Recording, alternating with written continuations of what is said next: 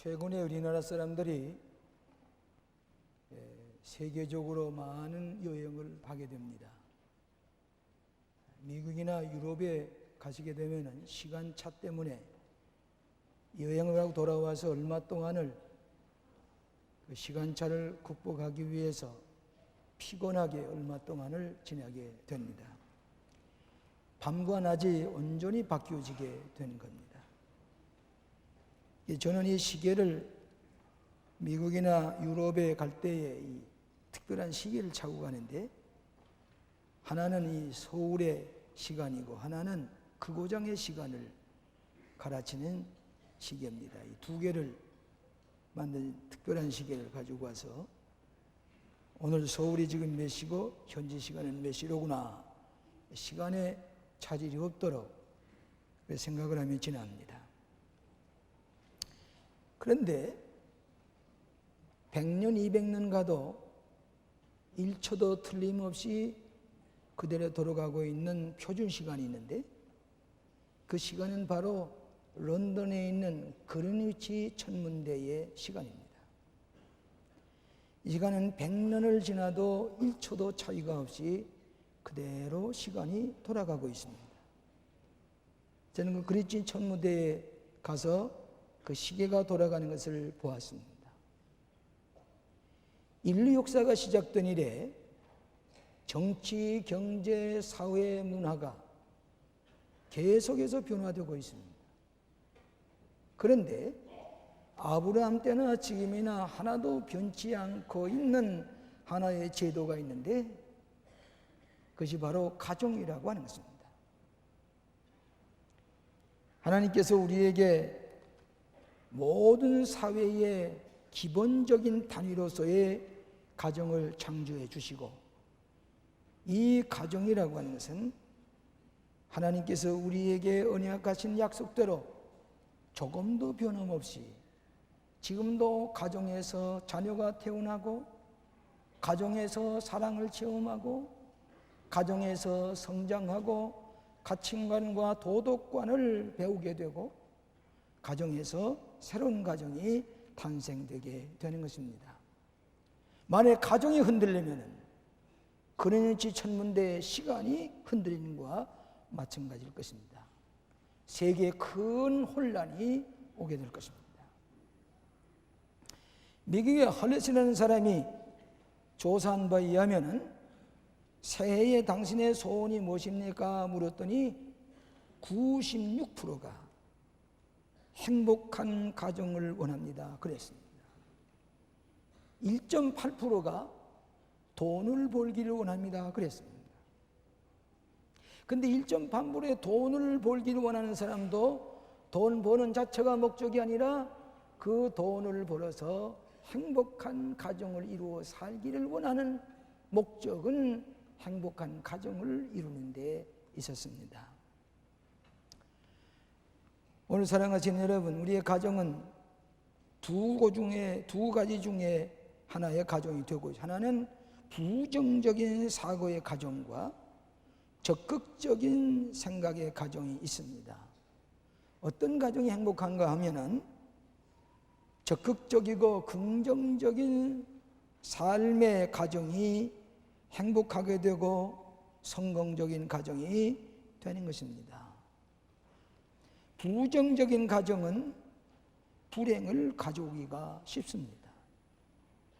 그래서 오늘 이 아침 시간에는 적극적인 가정의 신앙은 복이 있나니, 적극적인 신앙의 가정은 복이 있나니 이러이러한 복을 받을 것이요, 4가지 축복을 받을 것이요. 오늘 본문에 있는 말씀을 가지고 같이 은혜를 나누고자 합니다. 첫째로 적극적인 가정에는 평강의 가정이 되는 것입니다. 평강의 가정입니다. 여기 보면은 15절에 그리스도의 평강이 너희 마음을 주장하게 하라. 평강을 위하여 너희가 한 몸으로 부르심을 받았나니, 한 몸으로 가정을 말할 것입니다. 그 평강이 그 가정을 주장하게 하라 그랬습니다. 여러분, 가장 행복한 가정이 어떤 가정일까요? 평화롭고 건강한 가정일 것입니다. 현대인의 최대 관심이 무엇이냐 그러면 건강입니다.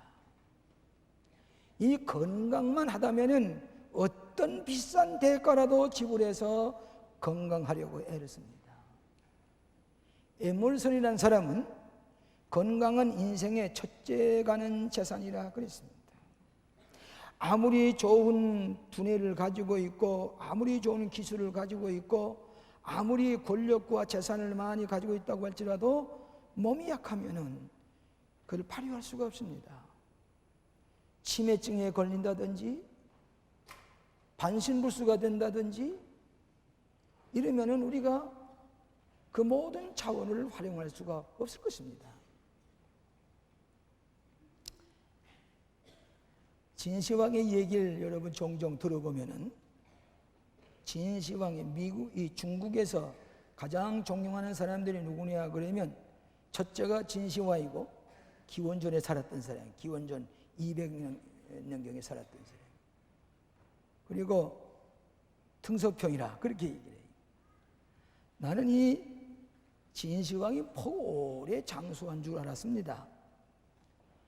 이 진시황이 불로초를 구하기 위해서 오래 살려고 무병장수하려고 불로초를 구하려 갔다가 그만에 죽었습니다. 죽어서 송장이 돌아오는데 썩은 냄새가 날 거 아닙니까? 그것을 백성들에게 숨기기 위해서 생선을 많이 사가지고 마차에 같이 실어가지고 생선 썩는 냄새처럼 하고서 죽은 송장으로 진시황이 돌아왔습니다. 2년 동안을 진시황이 죽은 줄로 몰랐습니다. 그의 아들이 2년 동안을 정치를 하면서 진시황이 살아있는 것 같이 생각을 했는데 실상은 불로초를 구하려 갔다가 죽었는데 몇 살까지 살았는 거 하면 80세나 90세가 아니라 49살에 죽었습니다. 중국을 통일하고 만리장성을 쌓고 병마청을 만들고 했던 이 진시황이 47살에 살면서 불로초를 구하려 갔다가 죽어서 돌아왔다는 얘기입니다. 여러분, 육신의 건강만이 건강한 게 아니라 우리의 마음이 평안해야만이 육신이 건강한 것입니다. 마음과 육신은 밀접한 관계가 있습니다. 마음의 평화가 없이는 건강할 수가 없습니다. 적극적인 삶의 가정은 마음을 가지게 합니다. 그렇기 때문에 가정에 평강이 찾아오게 되고 축복의 가정이 되고 행복한 가정이 되는 것입니다. 여러분, 인간의 마음 속에는 플러스의 감정이 있습니다. 또 고급의 감정이 있습니다. 적극적인 감정이 있습니다. 이 감정은 어떤 감정인 거니? 희망과 기쁨과 평화와 감사와 존경심, 겸손, 믿음, 이런 마음을 가지고 사는 플러스의 감정을 가지고 고급 감정을 가지고 사는 적극적인 가정은 언제나 행복하고 기쁘고 아름다운 것입니다. 행복이 찾아옵니다. 남에게도 행복을 나누어주고 남에게도 즐겁게 해주고 남에게도 좋은 일을 선사하게 됩니다. 이것이 적극적인 삶의 가정입니다. 또 하나의 가정은 마이너스의 감정입니다. 이것은 저급한 감정입니다. 부정적인 감정입니다. 이것은 파괴적인 마음인데 시기와 질투와 미움과 증오심과 분노와 열등감과 좌절감과 불안에 쌓이는 사람은 마음이 늘 불안합니다. 남과 대화를 해도 부정적인 말로 불행을 남에게 전해주게 됩니다. 우리의 가정은 플러스의 감정을 가진 고급 감정을 가진 희망과 기쁨과 감사와 존경이 넘치는 평화로운 마음을 가질 때에 그 가정은 건강해지고 자녀들은 건강해지고 축복이 되는 것을 믿으시기를 바랍니다. 잠언서 17장 1절에 보면은 마른 떡 한 조각만 있고도 화목하는 것이 육손이 집에 가득하고 다투는 것보다 나으리라. 마른 떡 한 조각 가지고도 평화롭게 지나는 사람이 육선이 가득하고 다투고 싸우는 것보다 낫다. 긍정적인 가정을 얘기를 합니다. 우리 예수께서 말씀하시기를 평안을 너에게 끼치노니 곧 나의 평안을 너에게 끼치노라. 나의 평안을 너에게 주노라. 예수님께서 우리에게 주신 먼저 주신 가장 큰 선물은 샬롬, 평화입니다. 평안할지어다. 어떤 가정이 평안한 가정이 되고 건강한 가정이 되느냐? 적극적인 마음의 가정, 고급스러운 감정의 사람, 플러스의 감정을 가진 사람은 남에게 행복을 나눠줄 뿐만 아니라 우리의 가정의 기쁨과 감사와 평화가 넘치는 행복된 가정으로 이루어지시는 것을 믿으시길 바랍니다. 믿으시면 아멘 하실까요? 두 번째로는 감사하는 가정입니다. 성경 말씀 보니까 너희는 감사하는 자가 되라. 그리고 시와 찬미와 신령한 노래를 부르며 마음에 감사함으로 하나님을 찬양하고 또 무엇을 하든지 말이나 일이나 다 주 예수의 이름으로 하고 그를 힘입어 하나님 아버지께 감사하라 그랬습니다. 적극적인 삶의 가정은 감사가 넘치게 됩니다. 여러분, 힘들게 직장에 나가서 일하시다가 돌아오실 때에 감사합니다. 오늘 내가 이런 감사한 일을 체험했어요. 또 가정에서는 아내가 오늘 이렇게 감사한 일이 생겼습니다. 감사할 조건을 찾아가지고 서로 기쁨을 나누는 가정, 감사하는 태도를 가지고 있는 가정에는 온 식구가 평강하고 온 식구가 감사할 일이 넘치게 됩니다. 감사의 태도는 인생을 놀랍게 변화시킨다. 감사를 늘 부르짖는 사람은 그 가정에 놀랍게 변화됩니다. 감사할 줄 모르는 가정은 병든 가정입니다. 메마른 가정입니다. 원망과 불편이 가득 찬 가정에는 행복이 깃들 것이 없어요. 그저 감사합니다. 미국의 실업자 가운데 60%가 부정적인 생각을 가진 사람입니다. 부정적인 생각을 가진 사람 관계성이 나쁩니다. 아무리 좋은 자리에 취직해서도 늘 불평과 원망 가운데 지나는 사람은 거기에서 떠날 수밖에 없습니다. 그러니까 60%의 실직자가 부정적인 생각을 가지고 있는 사람입니다. 부모 사이에도 내외 간에도 자식 간에도 늘 감사합니다는 표현이 있어야 그 가정은 풍성한 하나님의 복이 임하게 된다는 것입니다. 저희 손자들이 자랄 때에 부모가 제일 먼저 가르치는 것이 뭐니? 고맙습니다 인사해요. 고맙습니다. 그 제일 먼저 아이들이 선물을 받다든지 무슨 과자를 사주면 붙들고서 감사합니다. 그부터 배운단 말이죠. 그게 바른 가르침입니다. 감사부터 가르쳐 줘야 돼요. 우리 세미나하우스에서 전지훈련, 직원훈련을 할 때에 어떤 교구에서 요만한 과자 박스를 하나 선물로 주셨어요. 이건 내 손자에게 줘야 되겠다 했는데 우리 한 살 손자가 외할아버지 손을 잡고서 제 방에 들어왔어요. 같이 놀다가 그 과자를 주면서 야, 이거 가지고 가. 이거 가서 먹어. 여러분의 과자예요.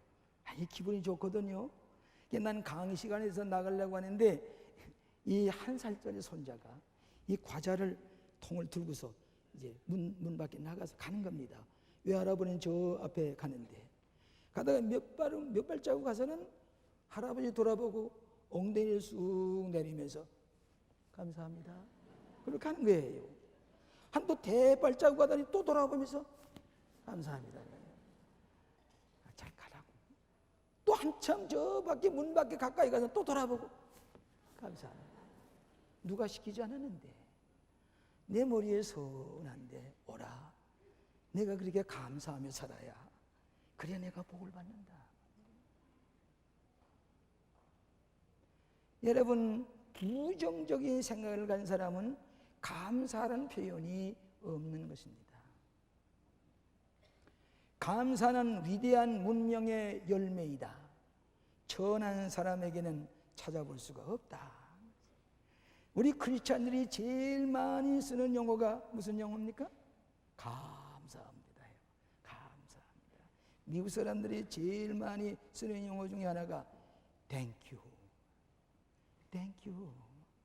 그러니까 감사할 조건이 많이 생기는 것입니다. 근데 현대인은 좀처럼 감사할 줄을 모르는 것이 현대인의 큰 약점입니다.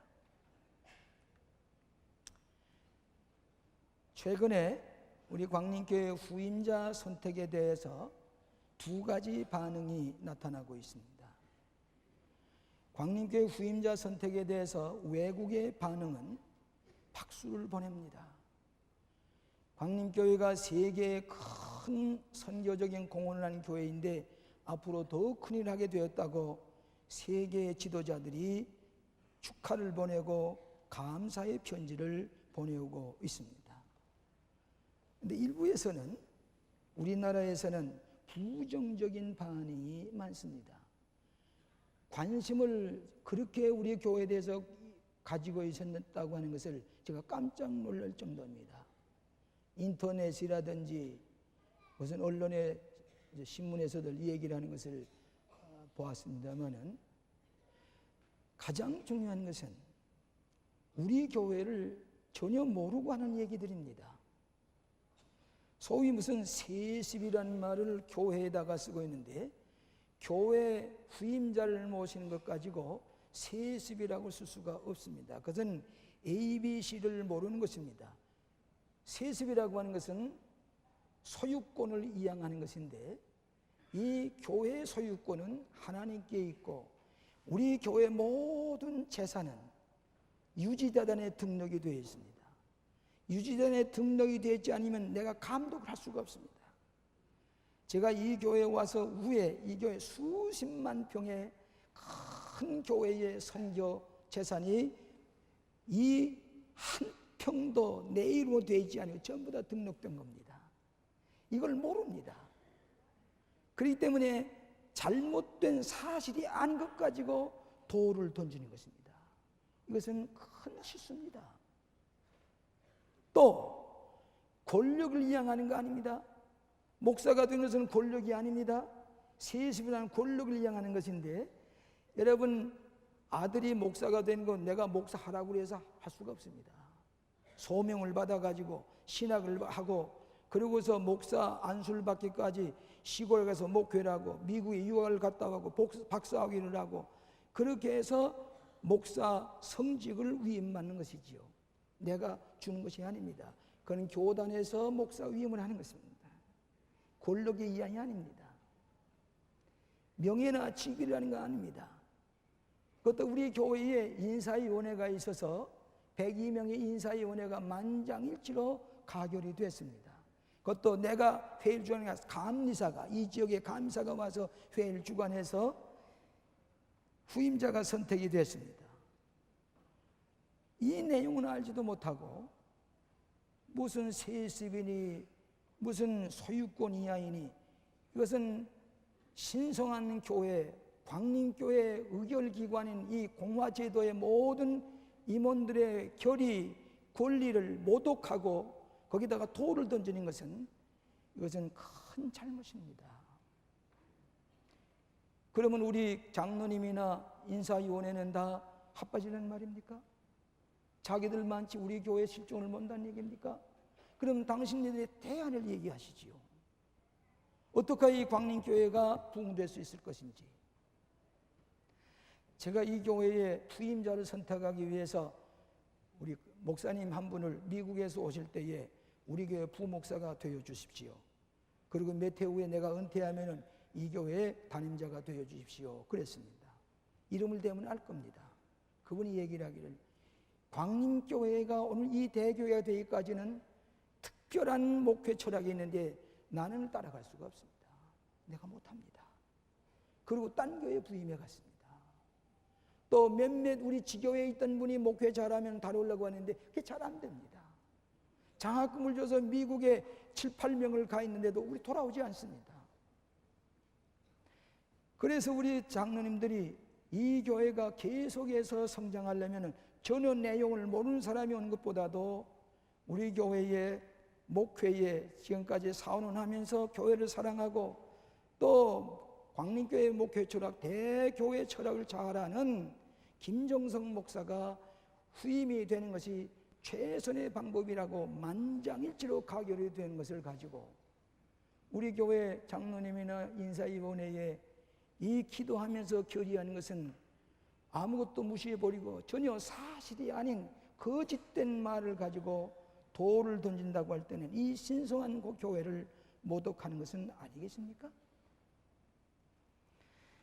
여러분, 만일에 광림교회 목사의 아들이 방탕을 해서 술, 담배 먹고 외국에 방랑하며 다니면서 돈이 없어서 우리 교회 와서 장로님 집에 찾아가서 목사님이 이를 팔리고 돈을 달라고 그래가지고 방탕하며 다닌다고 하면 여러분 내 설교를 듣겠습니까?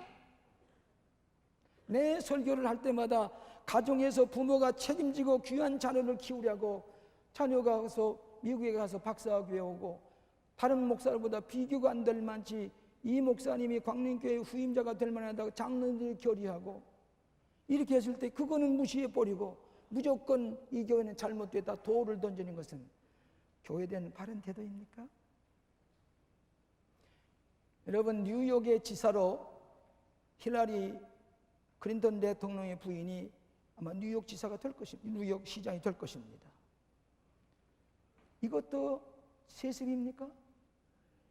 뉴욕 시민이 투표해서 되는 거 암만 하고 싶어도 될 수가 대통령 부인이 안 해도 안 됐습니다. 부시 대통령 아들이 이번에 공화당 대표로 미국의 대통령이 될 가능성이 있습니다. 그것도 세습입니까? 내가 아들을 아무리 내 아들을 이 교회 후임자를 삼고 싶어도 장로님들이 목사님의 아들은 안 됐습니다. 자격이 미달입니다. 안 되는 겁니다. 다른 대안이 없는 거고 그보다도 더 훌륭한 목회자가 없으니 목사의 아들이 때문에 안 된다는 얘기는 그건 인권 문제가 아닙니까? 그래서 선택을 한 일에 대해서 이러쿵저러쿵 왜 인터넷에 대해서 돌을 교회에다 던져야 합니까? 저는 목사님의 자녀들이 우리 교회 부목사로 와 계신 분이 여러 분 계십니다. 왜 그런 거니? 너무 소중하기 때문에 이 목사님의 아들들이 교육을 받고 돌아가서 그 목사가 그 교회 후임자가 되든지 저는 최선을 다해서 될 수 있는 대로 훈련시켜서 미국에 유학을 갔습니다. 이번에 장희준 목사님과 황병배 목사님이 에즈베리 신화교회 가는데 어젯밤에 제가 설교 준비하는데 전화가 오기를 목사님 감사합니다. 제가 후 스카라십을 받게 됐습니다. 그래 감사하다고 공부 열심히 하라고. 내 거기 이사로 있으면서 한국에서는 내가 추천한 목사에게 대해서는 후 스카라십을 주셔야 됩니다 하고 총장에게 내가 얘기를 했습니다. 그대로 실천하고 있습니다. 왜? 목사의 아들이기 때문에. 너무 귀하기 때문에. 목사의 아들 가운데 목사가 안 되겠다고 방탕한 사람 수없이 많습니다. 여기에는 박수갈채를 보낼 수가 없습니까? 우리 교회에 국민학교 상을 대회 왔습니다. 여기 장로님들이 키웠습니다. 그래 우리 교회 40세가 돼서 목사가 돼서 박사학위를 하고 목회를 한다고 할 때에 우리 교회가 얼마나 자랑스럽습니까? 신화를 남길 만한 얘기는 아닙니까? 박수갈채를 보낼 만한 얘기 아닙니까? 어쩌다 돌을 던집니까? 만일에 내가 이 교회에 너무 고생스럽게 이 교회를 목회했기 때문에 제가 이 교회에 우리 아들을 위임시킬 수가 없으니까 저 일산교회나 저 수직교회 수천 명 모이는 예배당 짓고 나는 이 교회를 떠나겠습니다 하고 아들을 다리고 떠나버린다고 할 때에 30년 동안 목회한 이 교회가 후임자 때문에 산산조각이 났을 때 책임 누가 져야 되겠습니까? 제가 져야 되지 않겠습니까? 내가 이런 욕이라기보다 이런 비판을 들어도 교회가 계속적으로 부흥하기 위해서는 이 교회가 누가 부임자가 되어야 되겠느냐. 저는 장로님의 자녀들 가운데 집사 권사님이 되는 문제를 놓고 집사님 전도사님과 담당 목사님께 묻습니다. 왜 그 장로님의 아들 집사 안 됩니까? 왜 권사가 안 됩니까? 다른 분들과 미치질 못하기 때문에 안 되는 것이지요. 유감입니다. 장로님의 자녀가 장로가 돼야 될 텐데. 오늘 사랑하시는 여러분, 사실도 사실이 아닌 것 가지고 거짓된 가지고 돌을 던진다는 것은 하나님의 교회의 큰 모독이라고 생각을 하는 것입니다.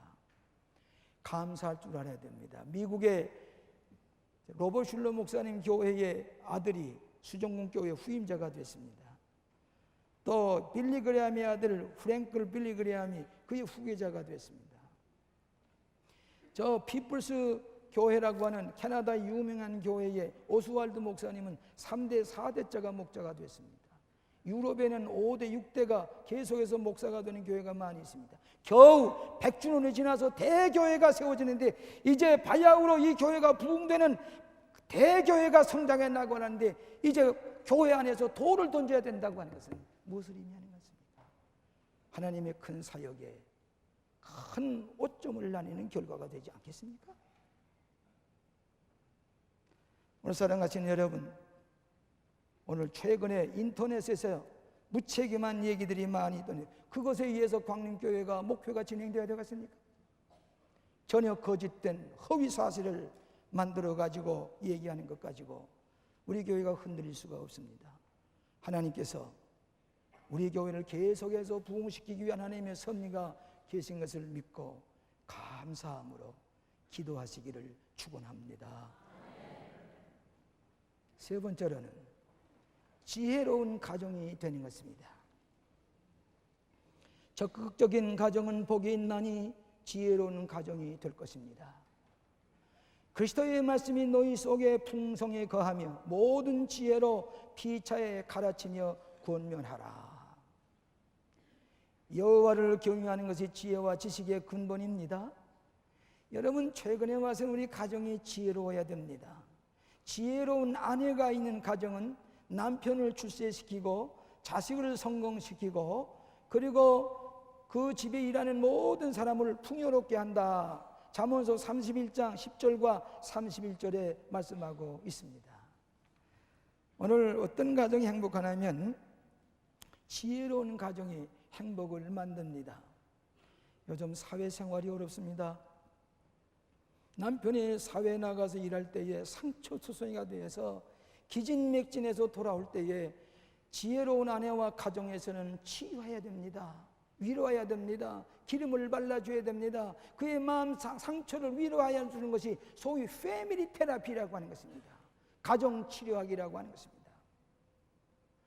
오늘 그럴 때에 그들이 새 용기를 가지고 가정에서 치료를 받고 또 뛰어나가서 일하게 되는 것이지요. 이것이 지혜로운 가정이 될 것입니다. 서로 격려하고 서로 치유해주고 도와주는 것입니다. 여러분, 우리 교회 안디옥의 교회를 세우는 데 대해서 세계교회가 격려의 편지를 보내고 있습니다. 어쩌면 광림교회가 세계교회가 눈치지 못하는 것에 이런 깜짝 놀랄 만이랍니까? 모스크바에 4층 예배당을 크게 짓더니 에스토니아의 교회를 세우더니 저 아프리카의 교회를 세우더니 이제 2000년 동안 잊어버렸던 최초로 크리스천이라는 이름을 가졌던 안디옥의 광림교회에서 프로테스탄트 교회를 세운다고 하는 것은 놀라운 일입니다. 세계 총장들이 제게 격려의 편지를 보내오고 있습니다. 지금은 터키 정부의 저 관광장관이 이번 봉헌 예배에 참석을 합니다. 터키 대사가 참석을 합니다. 그러면서 격려하기를 너무 놀라운 터키의 가장 최근에 기억될 만한 일이라고 관광객들이 거기에 참여하기로 하고 지금 박수를 보내고 있습니다. 여러분 이해해 주시기 바랍니다. 여러분 조금 다르게 생각하지 마세요. 그 건물을 불란서 대사관 자리를 문화재로 되는 건물을 33만 5천 달러에 우리가 사기로 계약을 했습니다. 합법적으로. 그걸 발표하니까 오늘 김권사님이라는 분이 제 방에 따라 들어서니 목사님 제가 개인이 하겠습니다. 제가 하겠습니다. 아니 걱정하지 마세요. 우리 교회에서 할 수 있습니다. 제가 개인이 하겠습니다. 너무 놀라운 일을 제가 하겠습니다. 제가 약속을 했습니다. 오늘 아침에 일부 예배가 필요한 다음에 4억 수표를 가지고 왔습니다. 제가 이것을 이 세계적인 놀라운 일을 내가 감당하겠습니다. 내가 축복받은 일 하겠습니다. 4억의 수표를 가져다 놓고 제무비에 전달을 했습니다. 돈이 있어서 되는 거 아니시죠? 여러분, 가볍게 쓸 줄 아는 거, 그 가정이 얼마나 지혜로운 생각인지 알 수가 없어요. 세계에 단 한 번 있을 일을 내가 하겠습니다 하고 해서 결심하는 것은 신앙의 결단이고 지혜로운 결단이 아닐 수가 없습니다. 오늘 수십억을 써도 쓰레기같이 버리는 돈이 얼마나 많습니까? 부끄러운 일들이 많은데 비해서 하나님께서 지혜롭게 판단하는 이 어머니의 축복이 그 가정에 큰 은혜와 축복으로 계승될 줄로 믿습니다. 미국의 보험회사에서 건강하게 사는 3가지 중요한 지혜를 이렇게 얘기를 했습니다. 첫째로는 일생 동안 술, 담배 아니하는 사람 7년을 더 살 수가 있다 그랬고요. 두 번째로는 적절한 운동을 계속하는 사람, 기분 좋게 농사를 짓는 자든지 조그만 일을 하는 사람. 세 번째는 이게 중요합니다.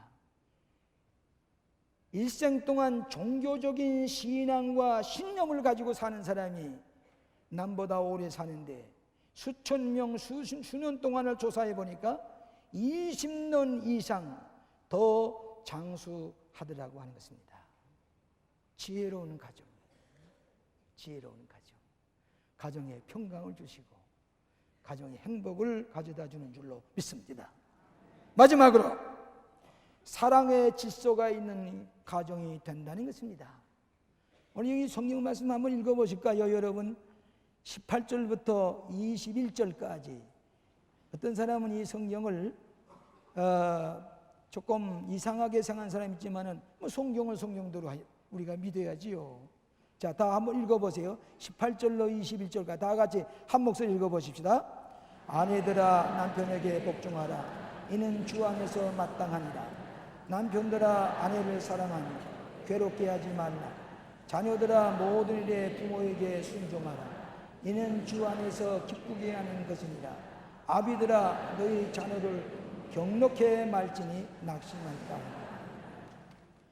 이 말씀을 한마디로 얘기하면은 사랑의 질서입니다. 아내가 남편을 사랑하기 때문에 복종한다든지 자녀들이 부모님을 존경하고 사랑하기 때문에 순종하는 것입니다. 사랑의 질서가 있어야 됩니다. 가정에는 질서가 분명해야 행복이 됩니다. 무질서한 가정은 행복할 수가 없습니다. 어떤 질서냐? 사랑의 질서입니다. 부모와 남편과 아내 사이의 사랑의 질서, 또 부모와 자식 사이의 사랑의 질서가 분명할 때 적극적인 가정이 되고 축복이 임하게 됩니다. 제임스 독슨이라는 사람이 자녀 교육에 행복한 가정이 되는 4가지 조건을 이렇게 얘기했습니다. 첫째로는 부부간에 원만한 사랑을 할 것. 부부간에 원만한 사랑을 나누는 것을 자녀들이 볼 수 있어야 돼요. 이게 쑥스러운 게 아니에요. 우리 아버지 어머님 너무 사랑해. 원만한 사랑이 있는 가정, 자녀들이 보고 배워야 돼요. 두 번째로는 부부간의 신앙과 헌신을 보여줘야 돼요. 부모가 무엇을 믿고 사는지, 가치관이 무엇인지, 무엇을 위해서 헌신하는지 자녀들이 보고 배워야 돼요. 그럴 때 그 자녀들도 예수도 그렇게 믿고 신앙생활도 그렇게 하는 것입니다. 세 번째로는 안정된 가정 생활을 보여주는 것입니다. 불안정한 가정, 정서적으로 불안정한 가정은 자녀들이 불안정하게 됩니다. 네 번째로는 건실한 교회 생활을 보여줘야 됩니다. 잘못된 불건전한 종교는 가정을 먼저 파괴시킵니다. 우리 건실한 교회 생활을 통해서 가정 생활이 건실하게 되어가는 것을 배우도록 해야 됩니다. 지난 5월 초에 미국 클리브랜드에서 미 연합감리교회 총회가 모였습니다. 이 총회의 가장 큰 이슈가 뭐인 거니? 동성연애자를 어떻게 할 것인가? 교회에서 용납할 것인가? 동성연애자들의 목사 안수를 줄 것인가? 동성연애의 결혼식을 교회에서 할 것인가? 이것이 큰 이슈였습니다. 미국의 교회 지도자들이 제게 기도를 부탁했습니다. 다행하게도 우리가 비상한 관심을 갖던 미연합감리교회가 다른 교회는 통과된 데도 있습니다. 미연합감리교회에서는 어떻게 통과됐는가 하니 동성이혼에는 결코 성서적이 아니다. 결의하기를 628표 대 337표로 이것이 결의가 되었습니다. 비성서적이다. 잘못된 것이다. 동성연애자는 결코 목사가 될 수가 없다. 640표 대 317표로 결의가 됐습니다. 그리고 교회 안에는 절대로 동성연애가 결혼식으로 올 수가 없다. 어떤 감독이 동성연애를 반대하는 설교를 하니까 동성연애자리에 들어가서 데모를 하고 고함 지르니까 경찰들이 체포해 갔습니다. 만일에 동성연애를 인정할 것 같으면 부부가 무슨 소용이 있습니까? 부모가 어디 있겠습니까? 자식은 누가 낳겠습니까? 가정을 근본적으로 파괴하기 때문에 그러니지 천문대의 시간을 바꿔놓는 것도 마찬가지입니다. 오늘 교회가 이 표준을 분명히 세우는 데 대해서 감사하게 생각하고 다행하게 생각하게 되는 것입니다. 사랑하시는 여러분, 우리 그리스도의 가정은 이 사랑의 질서와 표준을 가지고 살아가야 됩니다. 밤중에 김포공항에 비행기에서 내리다 보면은 비행기 창문으로 밝게 되면 빨간 불과 파란 불이 활주로에 쫙 깔려 있습니다. 그 위로 조종관을 잡은 조종관은 그 사이로 안착하게 그야말로 소프트 랜딩을 하기 위해서 조금 내려서 그 불 사이로 가서 안착을 합니다. 오늘 우리 주변의 모든 질서를 바로 정해서 통과해 나갈 때에 우리 가정의 행복을 차지하게 되고 우리의 모든 세계의 질서가 가정으로부터 이루어진다고 하는 것을 믿으시기를 바랍니다. 적극적인 신앙의 가정을 가지고 평강의 축복, 감사의 축복, 지혜로운 가정의 축복, 사랑의 질서가 확립되어 있는 복된 가정이 되시기를 주의 이름으로 축원합니다. 기도하십시다. 자비하신 아버지, 우리에게 긍정적이고 적극적인 신앙의 가정을 주셔서 날마다 행복을 창조해 나갈 수 있는 아름다운 가정이 되게 하심을 감사합니다. 사랑의 가정이 되게 하시고 감사하며 지혜롭게 살아가는 가정, 평화와 건강에 충만한 복된 가정들로 인도하여 주시옵소서. 예수님 이름으로 기도하옵나이다. 아멘.